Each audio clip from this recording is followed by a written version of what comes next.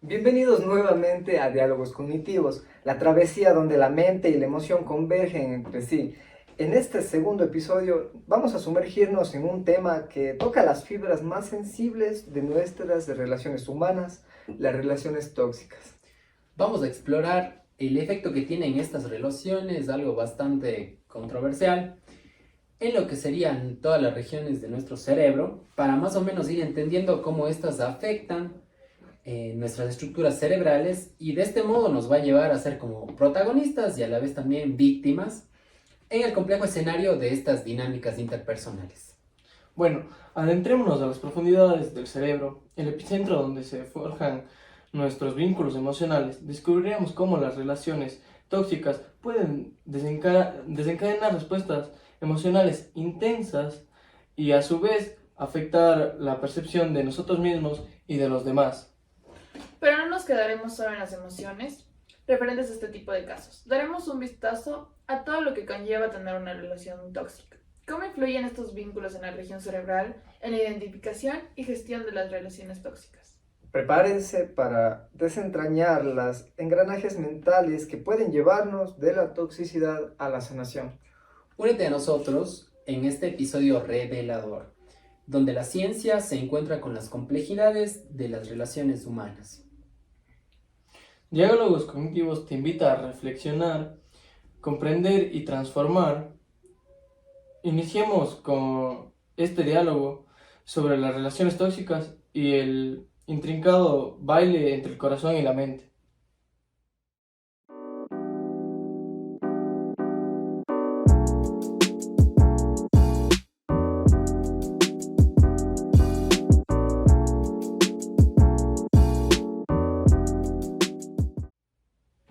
Bueno, desde el inicio tenemos que entender que las relaciones tóxicas son un problema grave que puede afectar fundamentalmente nuestra salud emocional y bienestar general.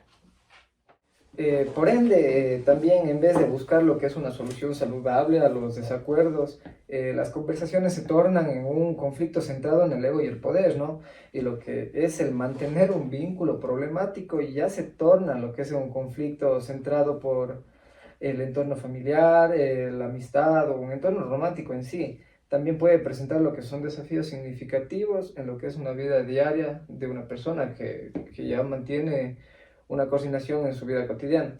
Bueno, también hablando referente a lo que son estas mismas relaciones tóxicas o perjudiciales, como anteriormente también les había comentado, se experimenta un ciclo que ya muchos conocerán, inclusive hasta nuestros mismos oyentes, que de alguna forma quizás lo hayan escuchado, que se llama el círculo vicioso. Entonces, ese es como el hábito de enfrentamientos, de angustias, de daños mutuos y posteriores reconciliaciones. Es también identificado en la psicología como un refuerzo intermitente, del cual ya vamos a hablar un poco más a detalle. Claro, el refuerzo intermitente es una recompensa emocional impredecible y variable que genera dependencia. Este concepto fue introducido por Friedrich Skinner, uno de los pioneros del conductismo operante, quien llevó a cabo un experimento con ratas en una jaula. ¿Alguien sabe de qué se trata ese experimento? Sí, este experimento es en donde Skinner colocó una palanca que al ser presionada ocasionalmente proporcionaba comida y otras veces no. Las ratas desarrollaron una adicción a la palanca solo por la esperanza de obtener comida, incluso a costa de su descanso, alimentación y aseo, afectando su salud. No olvides también que en sí la misma línea, las personas operamos según lo que es el circuito de recompensa del cerebro, que en sí refuerza lo que son las conductas para garantizar lo que es nuestra supervivencia como seres humanos. Más bien también este circuito se activa también cuando recibimos la aprobación y validación de las demás personas, más si es que es en el caso de una pareja, en donde se libera dopamina y serotonina a un nivel excesivo.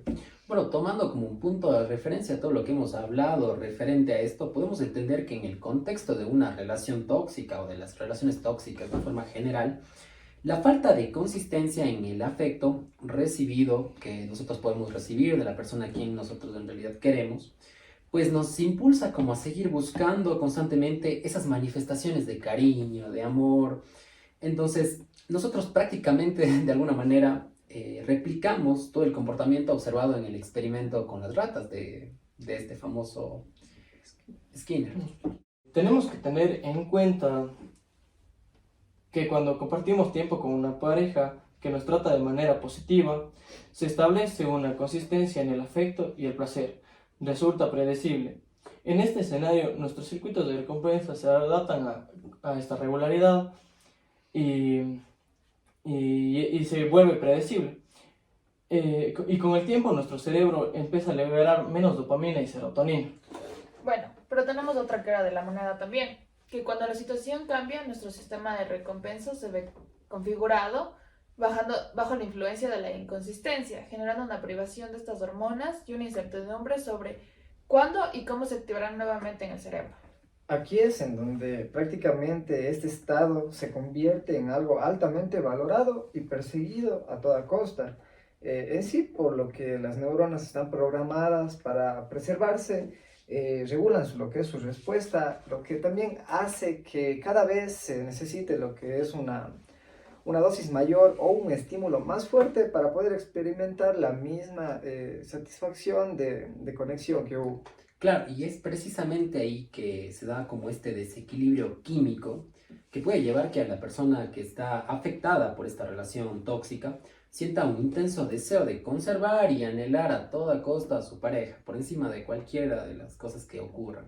A pesar de que exista evidencia clara que está poniendo en riesgo su propia seguridad, su propia integridad inclusive, y no hay como dejar de lado también el bienestar que puede llegar a tener esta persona, porque todo se pone en juego. Entonces, tanto a nivel psicológico, también a nivel emocional, espiritual, como también inclusive hasta físico. Claro, influye. Claro, además, cuando contamos con figuras amorosas accesibles y predecibles en nuestra vida, el cerebro comienza a experimentar una sensación de calma y se mantiene en una correlación. En contraste, al relacionarnos con individuos que exhiben comportamientos caóticos y tóxicos, el cerebro activa su sistema de alerta, requiriendo la implementación de diversas estrategias para tolerar el estrés y restaurar el equilibrio. Si en esta situación se prolonga de manera constante, inevitablemente la persona agotará sus recursos disponibles y empezará a enfrentar problemas como ansiedad, angustia, depresión y otras enfermedades, dependiendo de su vulnerabilidad biológica.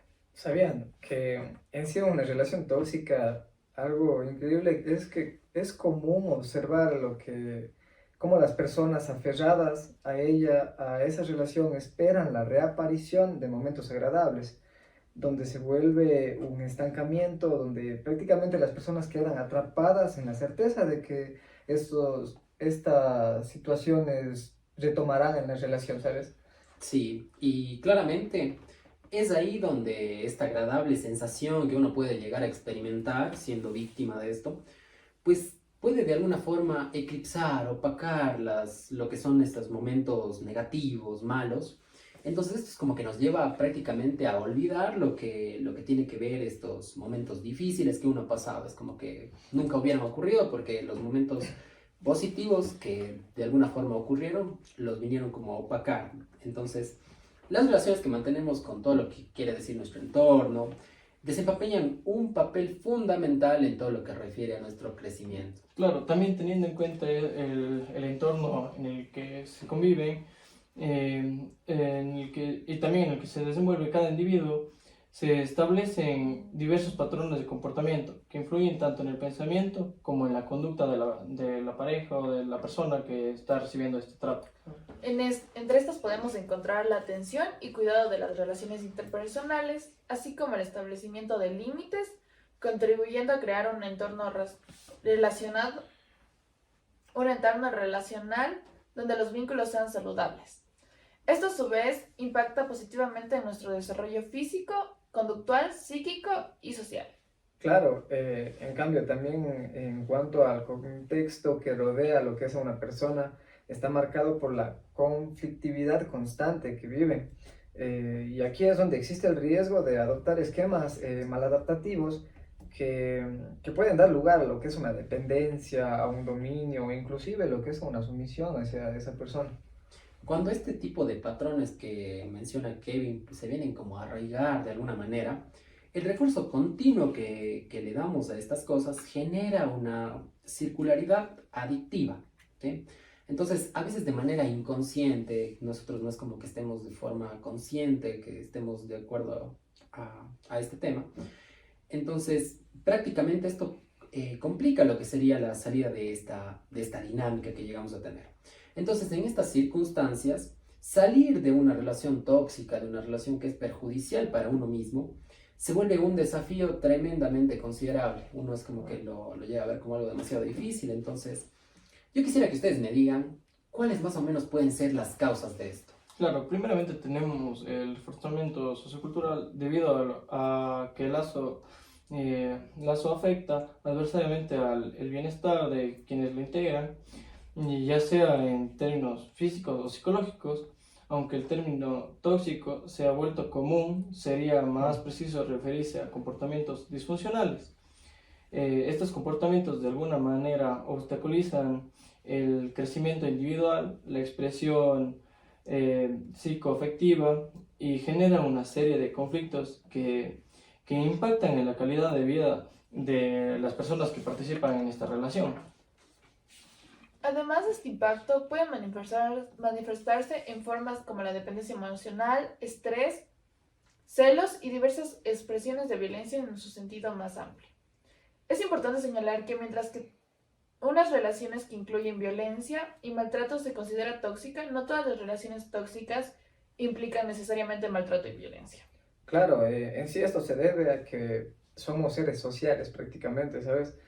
Poseemos en sí lo que es una amplia variedad de esquemas mentales, de comportamiento, que en este contexto es crucial el poder reconocer lo que son las distorsiones cognitivas originadas lo que es en el entorno familiar. Estas son a menudo reforzadas por lo que es la influencia del ambiente social, lo que aprendemos desde pequeños, lo que nuestra familia nos enseña, son reforzadas por el ambiente externo que llegamos a experimentar en cuanto ya crecemos, pasamos nuestra adolescencia, adultez. Entonces todo eso influye el cambio de ambiente, desde un ambiente lo que es inferior hasta uno externo que aparece en nuestra vida.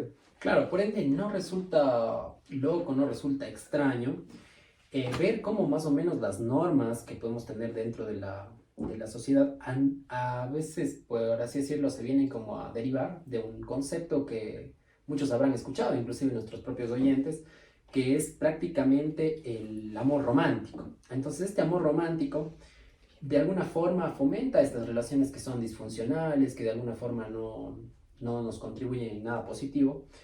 Y es claro que tenemos que denotar que pues, la sociedad en la que vivimos constantemente nos pasa bombardeando cada vez más con información que respalda este discurso romántico, este amor romántico que de alguna forma es tradicional en la vida. Bueno, también otra de las causas puede ser el vínculo sexual. En caso de existir, está relacionada con el último componente del ciclo de violencia. Este ciclo consta de 3 fases: acumulación de tensión, episodios de agresión y la fase de reconciliación, conocida como la luna de miel. Todas estas etapas también involucran las distorsiones cognitivas previamente mencionadas por mis compañeros. Aparte de esto, la actividad sexual estimula de la manera natural de los llamados químicos de felicidad en el cerebro, incluyendo los neurotransmisores como son la dopamina, serotonina, oxitocina y endorfina. Este proceso puede interpretarse como una especie de compensación parcial de los efectos negativos derivados de la mala comunicación en la relación. Claro, sin embargo, también en una relación tóxica, además de experimentar lo que es la liberación de químicos, ¿no? Asociados lo que son a la felicidad, el cerebro también produce lo que es el cortisol, ¿no? Lo que es la hormona del estrés en sí, de lo que hemos hablado, y en dosis elevadas, o sea, dosis que pasan del nivel normal de estrés en una persona. El resultado de esto, de esta cascada química de cortisol en sí, es una sensación de enganche comparable a la que se observa en las adicciones. Es una dependencia muy fuerte que llega a generar lo que es el asumir, el querer estar en esa relación y dependerse del imaginar y ilusionarse con cosas en esa relación que ya está yendo mal. Sí, otro factor fundamental dentro de todo lo que tiene que ver esto es que nosotros como seres humanos tenemos una tendencia natural a lo que es evitar el dolor. Nosotros tratamos siempre como de evitar que algo nos duela, que algo nos haga daño. Entonces, con este propósito, vamos explorando lo que son diferentes, por así llamarlo, vías de escape y ciertas alternativas, ¿no? Para poder eludir estas situaciones que en el sufrimiento juegan un papel tremendamente importante. Entonces, este consejo se refleja como en el conocido refrán: más vale malo conocido que bueno por conocer. Sí, sí. También existe una percepción equivocada del malestar al considerar que la adopción de medidas que pueden resultar en la ruptura de estos vínculos, a pesar de que dicha decisión podría ser preferible a la inestabilidad generada por el mantenido lazo con esta persona, este pensamiento distorsionado se basa en una falsa sensación de comodidad, donde la familiaridad se sitúa actualmente, que se valora más en la incertidumbre que podría surgir al tomar las medidas para cambiarlas. Otro factor importante es la expectativa de que la otra persona cambiará. Eventualmente se convierte en una suerte de justificación para mantenernos en el vínculo.